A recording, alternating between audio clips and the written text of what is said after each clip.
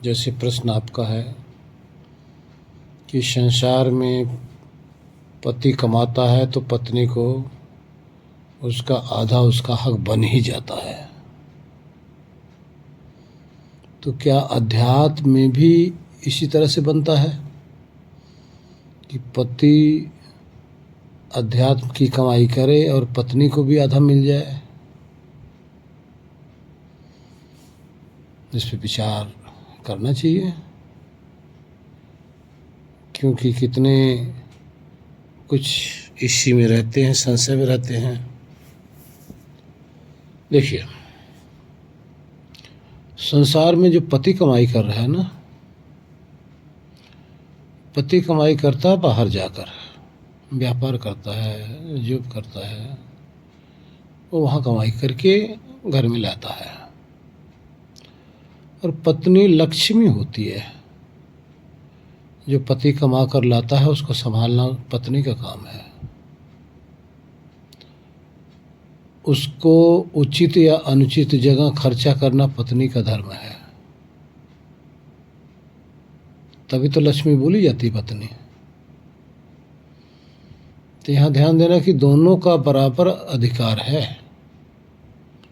पति बाहर से कमाई कर रहा है, पत्नी घर संभाल रही है। भाई आपके बच्चों को भी संभाल रही है, आपको भी संभाल रही है। ध्यान रखना, आपके बच्चों अकेले को नहीं, आपको भी संभाल रही है। खाने का, पीने का, सोने का, कपड़े का, आपके आने का, जाने का, आपके टाइम टेबल का वो ध्यान रख रही है। आपके बच्चों को संभाल रही है, आपके घर को संभाल रही है। आप निश्चिंत होकर घर से आप चले जाते हो और पत्नी भी निश्चिंत रहती कि गए हैं अपना जो भी व्यापार पे गए हैं, शाम तक वापस आएंगे। तो इसमें न तो किसी की अधिक परिश्रम है, न किसी का कम परिश्रम है। पति का फील्ड वहाँ है, पत्नी का फील्ड यहाँ है। इसलिए जो भी पति कमा के लाता है, पत्नी का भी यहाँ हिस्सा तो बन ही जाता है। भाई कोई पति ये नहीं कहता कि भाई मैं कमा के लाया हूँ, तुम हमारी कमाई में रोटी नहीं खाओगी। और कोई पत्नी ये भी नहीं कहती कि मैं रोटी बनाई हूँ, मेरी बनाई हुई रोटी तुम नहीं खाओगे। तो यहाँ आदान प्रदान होता है, इसलिए यहाँ अधिकारी दोनों हैं, सेम बराबर के। लेकिन अध्यात्म मार्ग कुछ और है। अध्यात्म की कमाई जो करेगा सिर्फ उसी को मिलेगा। जैसे आप पढ़ाई कर रहे हैं, एक बच्चा स्कूल में जा रहा है, पढ़ाई कर रहा है, हाँ जी, इंग्लिश भी पढ़ रहा है, संस्कृत भी पढ़ रहा है, उर्दू भी पढ़ रहा है, सब कुछ पढ़ रहा है, समझ रहा है, वैज्ञानिक भी बन रहा है, इंजीनियर बन रहा है। तो आप बताइए, जो इंजीनियर बन रहा है या जो वैज्ञानिक बन रहा है, क्या वो पत्नी भी इंजीनियर बन रही है या पत्नी भी वैज्ञानिक बन रही है? नहीं बन रही है ना, क्योंकि ये कमाई नहीं मिल रही है। ये कमाई बांटी नहीं जा सकती। ये ज्ञान की कमाई है। धन की कमाई तो बांटी जा सकती है, ज्ञान की कमाई ऐसी है, इसका कोई विभाजन नहीं हो सकता। ईश्वर इसको विभाजित नहीं करते, जिसका है उसी को मिलेगा। जो मोक्ष के लिए कार्य कर रहा है उसी को मोक्ष होगा। ऐसा नहीं कि पति मोक्ष के लिए कार्य कर रहा है तो पत्नी को भी साथ ले जाएगा, नहीं।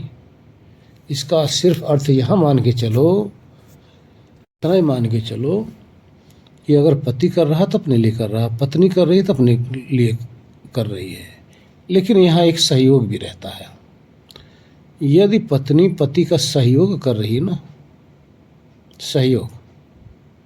सहयोग कर रही है, तो पत्नी के अंदर भी कुछ प्रेरणा तो आएगी। जो पति अच्छा कार्य कर रहा है, योग कर रहा है, साधना कर रहा है, अगर उसके अंदर भी प्रेरणा आ रही है अध्यात्म की, ध्यान साधना के प्रति, तो ये यहाँ बढ़ता है। बढ़ने का अर्थ पति कर रहा है तो पत्नी के अंदर भी सात्विकता आएगी, बच्चों के अंदर भी सात्विकता आएगी, आपके परिवार के अंदर भी सात्विकता आएगी, थोड़ा बहुत सबका भाव बदलेगा। मिलेगा नहीं, मोक्ष तो पति को मिलेगा, लेकिन संग आप रह रहे हैं, देख रहे हैं, आप सहयोगी बन रहे हैं, पति के कार्य में यानी साधना में खलल नहीं डाल रहे हैं, तो ये आपका सहयोग है।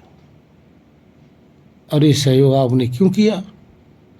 इसलिए किया कि आपके अंदर भी थोड़ा बहुत भाव आया, थोड़ा ही सही, कर बेशक नहीं रहे हैं, लेकिन भाव तो आ रहा है, सात्विकता तो आ रही है।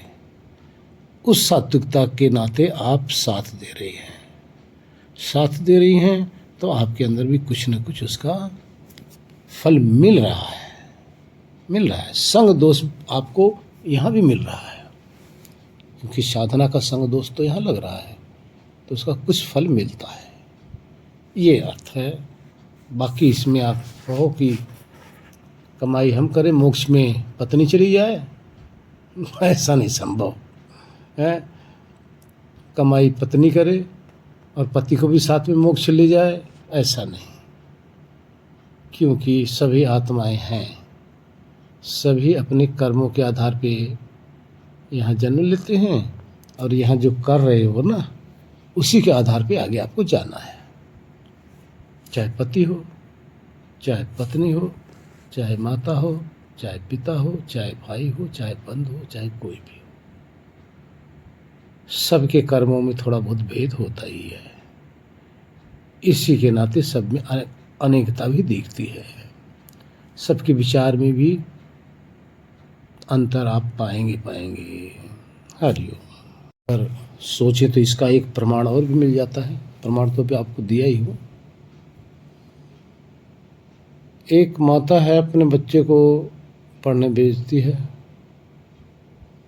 माता अनपढ़ है, बिल्कुल कुछ भी ABCD नहीं जानती, लेकिन बच्चे को तो भेज रही है, बच्चा स्कूल में जा रहा है, बच्चा पढ़ रहा है, अच्छा उसको ज्ञान आ रहा है। क्या माता को भी ज्ञान आ गया? नहीं, माता को इतना ज्ञान नहीं है।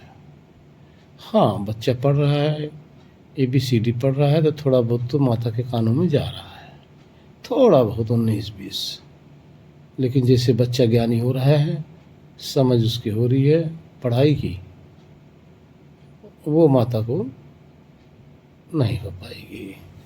है जो संस्कार सबके अंदर है, जो अंदर आप अनुभव करते हो, यही बीज है हमारा, आपका यही संस्कार बीज रूप में आत्मा के अंदर विद्यमान है। यही बीज संसार में हमें अंकुरित अर्थात संसार की तरफ प्रेरित करने का वही बीज साधन हो गया। वो साधन ना हो तो संसार में आप आ ही नहीं सकते, आपको प्रेरणा संसार के लिए मिलेगी नहीं, आपके अंदर किसी प्रकार का रस संसार का नहीं मिलेगा। तो क्या है, बीज रूप में आत्मा के पास हमारा संस्कार विद्यमान है, यही कारण है, इसी को कारण शरीर कहते हैं। ठीक है, तभी जन्म लेना पड़ता है, इसी को खत्म करना है। जो हमें बीज रूप में दिखाई दे रहा है ना, इसी बीज को भूनना है, और कुछ नहीं करना है। जब आप साधना में बैठेंगे, ध्यान में बैठते हैं, तो ये जो आपको दिखाई दे रहा है, बस ये ही खत्म हो जाए, ये समाप्त हो जाए, तो आप अंदर फिर देखेंगे नहीं कुछ, फिर रह जाएंगे, क्योंकि अंदर भी तो है, ये ना होता तो दिखाई देता, इसलिए है। यही हमारा आपका बीज रूप में संसार का संस्कार पड़ा हुआ है। वही संस्कार हमें बाहर भ्रमण करने के लिए प्रेरित कर देता है, और फिर हम बाध्य हो जाते हैं, मजबूर हो जाते हैं बाहर भ्रमण करने के लिए। उसको हटा दो, हट जाए कुछ नहीं रह गया। हरिओम। जो मतलब कि हमारा मानसिक स्थिति हो जाती है, समझ नहीं पाता मुझे वास्तव में क्या करूं क्या ना करूं। ऐसा फील, मतलब मुझे पता नहीं सही है गलत है, ऐसा फीलिंग में आता है। थोड़ा कृपा करके बताएं क्या मेरे लिए ठीक है। जी, बिल्कुल सत्य है। आप जो कह रहे हैं बिल्कुल बिल्कुल सत्य है, इसमें कोई संशय नहीं। और साधक को अक्सर ये संशय हो जाता है कि दो चीज़ बताई गई है, ये पकड़ूं कि ये पकड़ूं, ये करूं कि ये करूं। इसी संशय में अगर इसका निवारण नहीं हुआ तो ये संशय बना रहेगा, जिसमें कठिनता आएगी। ठीक, अब ये दोनों है क्या? ये दो मार्ग हैं,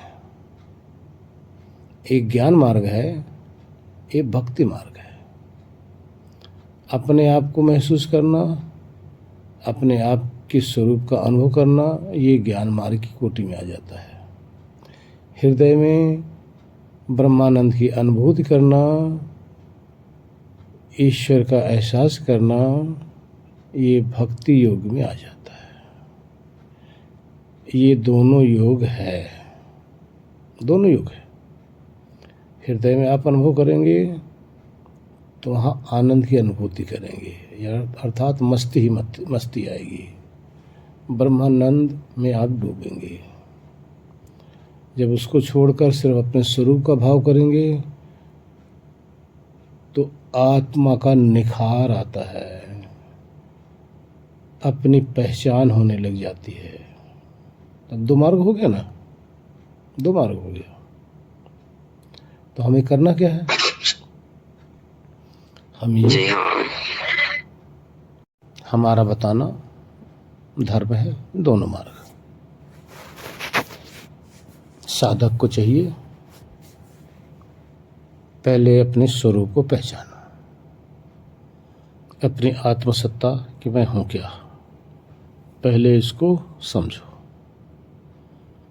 किसी ने कहा है, पहले जान स्वरूप को, पाछे बंधन चीन। दोनों की जब परिचय हुई तो तुरंत मोक्ष लख लीन। पहले क्या करना है? पहले अपने स्वरूप को समझना है। पहला काम यही है। ईश्वर की तरफ पहले नहीं जाना है, समझ रहे ना? पहले नहीं जाना। अगर ईश्वर की तरफ पहले जा रहे हो, भक्ति में जा रहे हो,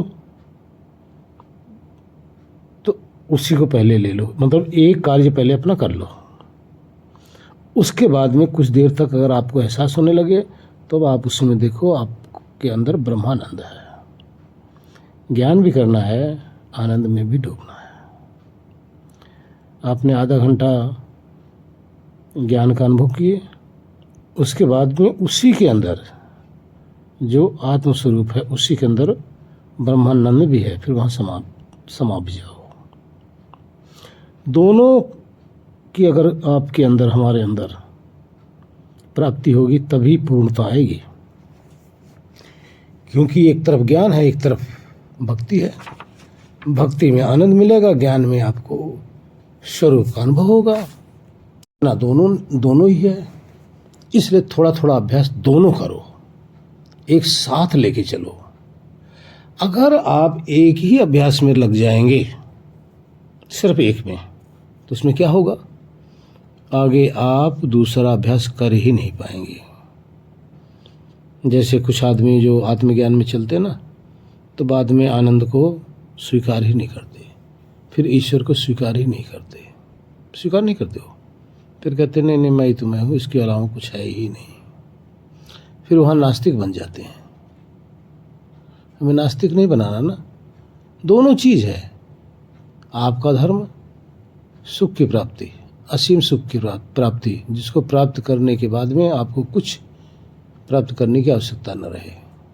दूसरा ज्ञान, जिसको जानने के बाद में कुछ जानना भी न रहे।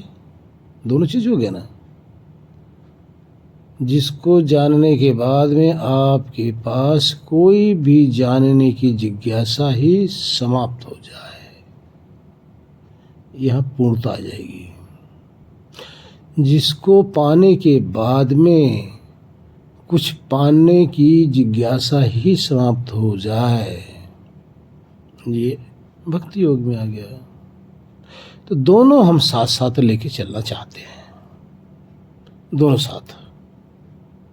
एक लेके चलोगे तो आगे क्या होगा, आपके लिए इतनी कठिनता हो जाएगी कि आप इसको छोड़ नहीं सकते, आगे आप पकड़ोगे नहीं, नास्तिक हो जाओगे। इसलिए हम दोनों कहते हैं। लेकिन फिर भी अगर आपको कठिनाई हो रही है तो 2, 4, 10 दिन, 15 दिन, 20 दिन तक एक अभ्यास करो, उसमें थोड़ा पूर्णता की तरफ जाइए। लेकिन बाहर निकलो तो ईश्वर को इग्नोर मत कीजिए, ईश्वर को भी स्वीकार करते रहिए। इसमें आपको अधिक लाभ मिलेगा, क्योंकि ईश्वर आपके सहयोगी हो जाएंगे ना। आपकी भक्ति भी चल रही होगी, आपका ज्ञान योग भी चल रहा होगा। वह 3 ही तो मार्ग है, भक्ति योग,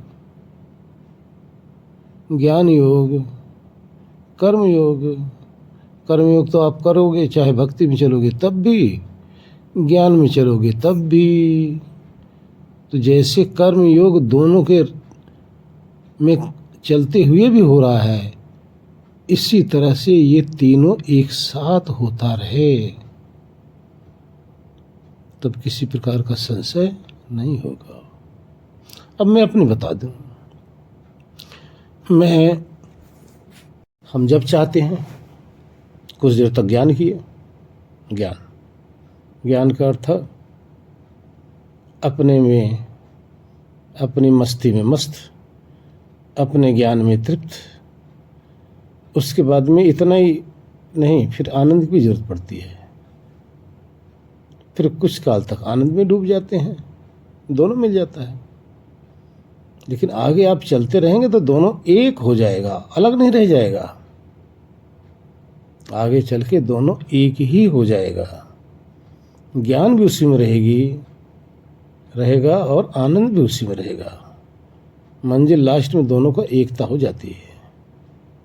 ठीक है, तो इसलिए हम कहते हैं, बाकी अगर नहीं हो सक रहा, किसी से संशय में पड़ता है, तो पहले कुछ दिन के लिए एक पकड़ लो, एक चलते रहो। हरिओम। इसका दूसरा अर्थ यूं समझ लो, जैसे आप बाहर कहीं हो और आप बांधे गए हो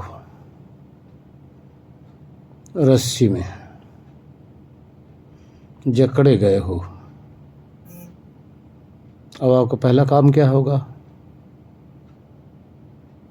पहले अपने बंधन को छुड़ा लो। अब बंधन को छुड़ाने के बाद में क्या करोगे, पहला काम यह है, पहले अपने बंधन को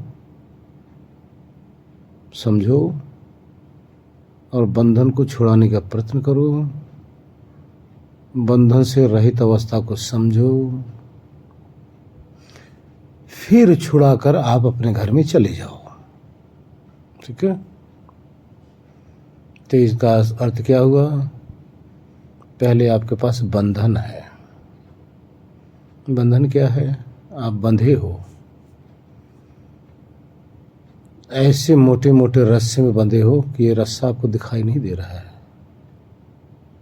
लेकिन बंधे जरूर हो। वो कौन सा रस्सा है, मोह का रस्सा। मोटा रस्सा हो तो तोड़ सकते हो धीरे धीरे, लेकिन मोह का रस्सा इतना मजबूत है कि इसको तोड़ने में आपको बहुत कठिनाई हो रही है। लोभ का रस्सा, काम का रस्सी, क्रोध का रस्सी, अहंकार की रस्सियां, इसमें आप बंधे हो। उसके बाद में अगर बचा तो शब्द, इसकी रस्सी, रस रूप गंध स्पर्श इसकी रस्सी। इससे अगर बचा तो भौतिक तत्वों को जो इकट्ठे कर रहे हो ना, इसकी रस्सी, घर का, मकान का, परिवार का, समाज का, पैसे का, कपड़े लत्ते का, ये सब जितने भी है ये रस्सी हैं, इसमें बंधे पड़े हो। इससे अपने आप को छुड़ा ही नहीं पा रहे हो। इससे छुड़ाने के बाद में क्या हो जाएगा, तब आप मुक्त हो जाओगे। किससे किससे मुक्त होगे? इन्हीं सब चीजों से, काम से, क्रोध से, मोह से, लोभ से, अहंकार से, शब्द से, रस से, रूप से, गंध से, स्पर्श से, हवा से, पानी से, आग से, मिट्टी से, इतने से मुक्त हो गए। फिर आगे मन से, फिर मन के विचारों से, फिर आपकी वासना से, फिर अभी संस्कार रूप में आपके अंदर जो बीज बैठा है उससे, इन सब से जब मुक्त हो जाओगे तब आप आजाद हो गए, तब आप खाली हो गए। किससे? दूसरों से। अब दूसरे से आप खाली हो कर लिए अपने आप को। दूसरे से खाली करने के बाद में क्या किए? अकेला रह गए। अब अकेला रह गए तो ये आपका शुद्ध स्वरूप रह गया, निष्कलंक स्वरूप, निर्विकार स्वरूप, ये अजन्मा स्वरूप आपका रह गया। जब ये रह गया तो अब क्या करोगे? इसकी तो एक तलाश है, और जिसको सुख कहा जा रहा है, जिसको विषेक सुख कहा जा रहा है, भाई इसकी ये खुराक है, अब उसको देना पड़ेगा। अब वो इसके पास तो है नहीं, इसकी जो खुराक है वो परमात्मा है, वो परमात्मा के पास है। अब क्या करेंगे आप? उसको खुलवा लो, सारे बंधनों से छुड़ा के अपने आप को, फिर परमात्मा का जो आनंद उसमें डुबा दो अपने आप को। हो गया। कैसे डुबाना है? देखो डुबाना कैसे, विचार करो। सरोज जी का फिर बात आगे आ जाती है। सरोज जी के यहाँ जलेबी बनती है, कढ़ाई में जलेबी काट मतलब वो बना लेते हैं, लेकिन फिर उसको क्या करते हैं? वो मीठी तो है नहीं, लेकिन है वो प्योर। अब उसको उठाकर चीनी की सीढ़ी में डुबो देती है। अब चीनी के सीढ़ी में डूबने के बाद में क्या है? और जो प्योर थी अगर उसको खाओगे तो कोई स्वाद नहीं, लेकिन जब चीनी की सीढ़ी में यानी उसी रस में डुबो देते हैं ना,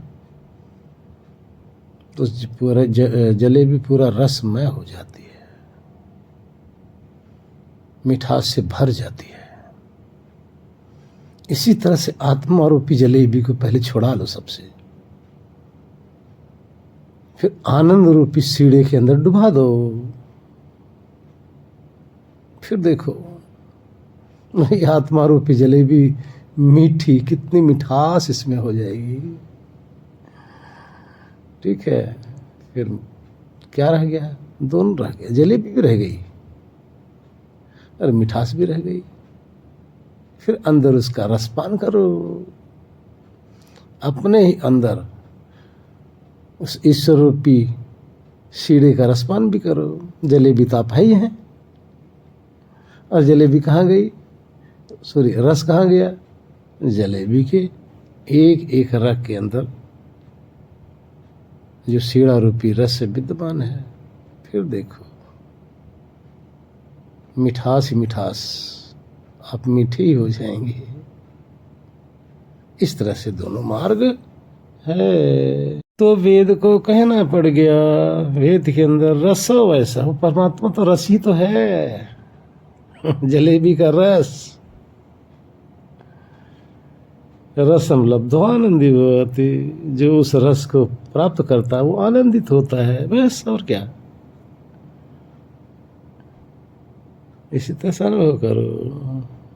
रही बात अंदर की, लेकिन अब रामनरेश जी बाहर कैसे रहोगे, ये भी तो आपको समझना चाहिए थोड़ा सा इस पे। हाँ जी गुरु जी। तो अब आप विचार करो, थोड़ा सा एक भजन हो जाए जिससे बाहर कुछ भी करते हुए अकरता रहो, सब में रहते हुए किसी से मोहित मत हो,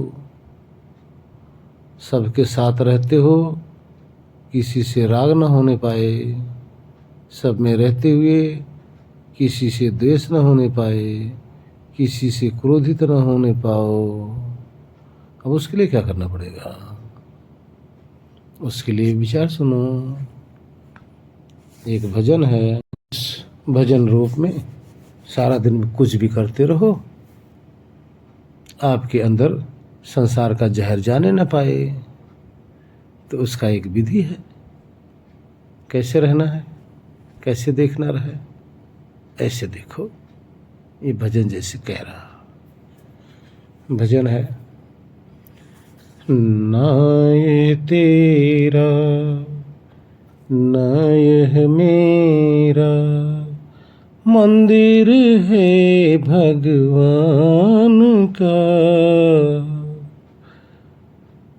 पानी उसका भूमि उसकी सब कुछ उसी महान का,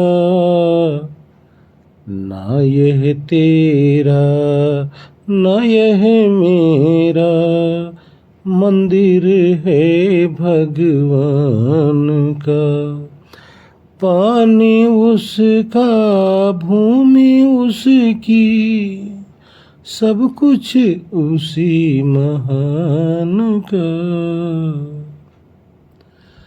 हम सब खेल खिलौने उसके खेल रहा करतार है, हम सब खेल खिलौने उसके खेल रहा करतार है, उसकी ज्योति सब में चमके सब में उसका प्यार है, उसकी ज्योति सब में चमके सब में उसका प्यार है, मन मंदिर में दर्शन कर ले, मन मंदिर में दर्शन कर ले, उसी प्राणों के प्राण का मंदिर है भगवान का, न यह तेरा ना यह मेरा मंदिर है भगवान का, पानी उसका भूमि उसकी सब कुछ उसी महान का, तीर्थ जाए मंदिर जाए अनगिनत देव मनाए रे, तीर्थ जाए मंदिर जाए अनगिनत देव मनाए रे, दर्पण रूप में खड़े प्रभु हैं देख के नैन चुराए रे, दर्पण रूप में खड़े प्रभु हैं देख के नैन चुराए रे, मन की आँखें खुल जाए तो मन की आँखें खुल जाए तो क्या करना है और का, ना ये तेरा ना ये मेरा, मंदिर है भगवान का, पानी उसका भूमि उसकी, सब कुछ उसी महान का, मंदिर है भगवान का। कौन है ऊंचा कौन है नीचा, सब है एक समान रे, कौन है ऊंचा कौन है नीचा, सब है एक समान रे, प्रेम की ज्योति जगा हृदय में, सब में प्रभु पहचान रे, प्रेम की ज्योति जगा हृदय में, सब में प्रभु पहचान रे, प्रभु पहचान मन शुद्ध कर ले, प्रभु पहचान मन शुद्ध कर ले, छोड़ दे मन भर मान का, मंदिर है भगवान का, न यह तेरा न यह मेरा, मंदिर है भगवान का, पानी उसका भूमि उसकी, सब कुछ उसी महान का, मंदिर है भगवान का, मंदिर है भगवान का। इस तरह से संसार में रहो, अपने कर्म में लगे रहो। मन यार के संग लगा रहे और तन कार्य के संग लगा रहे। तन से आप अपना कार्य करते रहो, मन से यार के साथ जुड़े रहो, तन भी न फंसे, बंधन भी ना आए, आपका सारा का सारा कार्य भी होता रहे। इस तरह से बाहर रहो, बाद में फिर अंदर की कला तो आपको बता ही दिया है। हरिओम। इस तरह से करोगे, बाहर का जो पॉइजन है ना, शब्द रस रूप गंध स्पर्श का जो जहर है, जो विषय है, जो आत्मा को घायल कर देता है, बीमार कर देता है, ये नहीं आएगा। आत्मा बीमार नहीं होगी। फिर देखो जीवन ही जीवन है, मस्त है। हरिओम। कोई भी ग्राहक आएगा ना, चेतन रूप में तो आएगा, है ना। भाई जड़ रूप में तो आपको आसानी से रहा, तो उसमें देखो चेतन देव आ गया मेरा ग्राहक, चेतन देव भगवान आ गया। आओ भगवान, ठीक है, सेवा करो। और 4 दिन ऐसे सबको बोले कि आओ भगवान, तो देखो आपके पास कस्टमर का भरमार हो जाएगा। करके देखो ना, है ना। अरे बस चेतन देव को बुलाने की क्षमता होनी चाहिए, आने में कोई कमी नहीं है। हरिओम। देखिए, जिसकी वाणी अच्छी है ना, उसके पास किसी चीज़ की कमी नहीं, किसी चीज़ की कमी नहीं है, व्यापार की कमी नहीं आएगी। जिसकी वाणी कटु है ना, उसका व्यापार कितना भी कर ले, चलने में बहुत कठिनाई आती है। इसलिए व्यापार में वाणी कोमल होनी चाहिए, नम्र होनी चाहिए। बस देखो फिर। हरिओम। सब कोई आप लोग ध्यान में बैठ जाइए। ध्यान में बैठकर जो आपका है, अगर अंदर खोना चाहते तो खो जाओ आनंद में, ज्ञान में खोना चाहते हो तो ज्ञान में खो जाओ बस। कहाँ से खो जाओ? ये जो माया मुँह दिख रही ना, ये सब जड़ता दिख रही है ना, ये जो भौतिक तत्व दिख रहा है ना, यहाँ से हट जाओ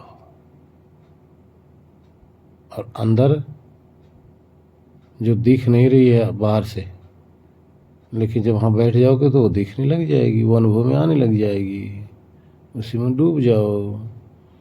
इसके लिए डॉक्टर साहब आप ध्यान करा दो। डॉक्टर प्रेम प्रकाश जी ध्यान कराते हैं। हरिओम। क्या है ना, हींग लगी न फिटकिरी, रंग लिया है चोखा, न पैसा लगाना है, न अगरबत्ती जलाना है, न माला फूल लेना है। देखो बैठ जाओ शांत हो के अंदर, क्या माल चोखा मिलेगा। 16 आना शुद्ध, 24 कैरेट का, कोई मिलावट नहीं, कोई खोट नहीं है। तो अंदर देखो आपके अंदर है। तो डॉक्टर साहब आप कराएंगे? शांति शांति शांति। ओ